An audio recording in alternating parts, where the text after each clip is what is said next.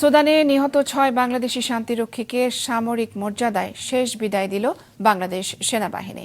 সকালে সেনানিবাসের কেন্দ্রীয় সেনা মসজিদে জানাজা শেষে দুপুরের দিকে প্রত্যেকের গ্রামের বাড়িতে হেলিকপ্টারে পাঠানো হয়েছে মরদেহ। মৌমিতা জান্নাতের প্রতিবেদনে বিস্তারিত।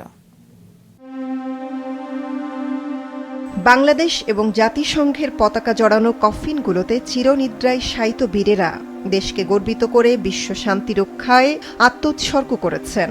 যথাযথ সামরিক মর্যাদায় তাদের শেষ বিদায়ে শ্রদ্ধা ও ভালোবাসা জানাতে আয়োজনের কমতি রাখেনি রাষ্ট্র। সকাল 9:30টার দিকে ঢাকা সেনানিবাসের কেন্দ্রীয় সেনা মসজিদ প্রাঙ্গণে উত্তর আফ্রিকার দেশ সুদানে জাতিসংঘ শান্তিরক্ষা মিশনের একটি ঘাঁটিতে সন্ত্রাসীদের ড্রোন হামলায় নিহত ৬ বাংলাদেশি শান্তিরক্ষীদের জানাজা অনুষ্ঠিত হয়। এতে অংশ নেন স্বরাষ্ট্র উপদেষ্টা অবসরপ্রাপ্ত লেফটেন্যান্ট জেনারেল মোহাম্মদ জাহাঙ্গীর আলম চৌধুরী, সেনাপ্রধান জেনারেল ওয়াকরুজ্জামান, নৌবাহিনী প্রধান অ্যাডমিরাল এম নাজমুল হাসান ও বিমান বাহিনী প্রধান air chief marshal Hasan Mahmud Khan সহ সশস্ত্র বাহিনীর ঊর্ধ্বতন কর্মকর্তারা।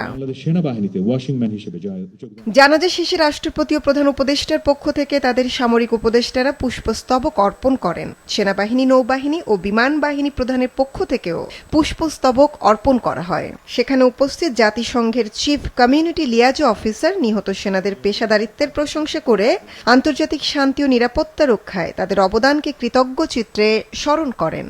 Their duty were carried out with professionalism and unwavering commitment.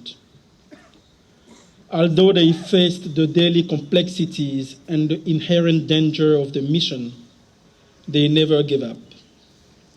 Unfortunately, this became the ultimate sacrifice for the cause of peace.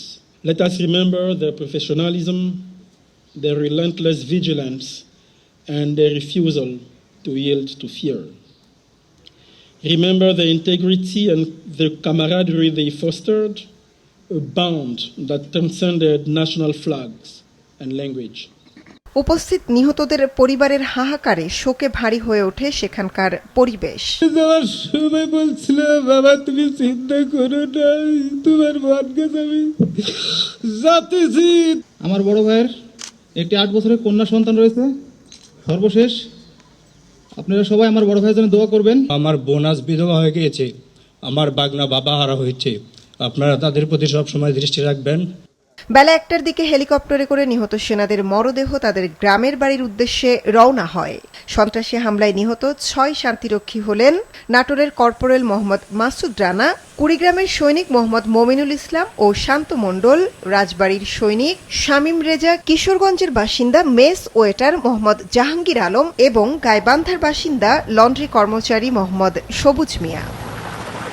Moumita জান্নাত, মাছরাঙা সংবাদ, ঢাকা।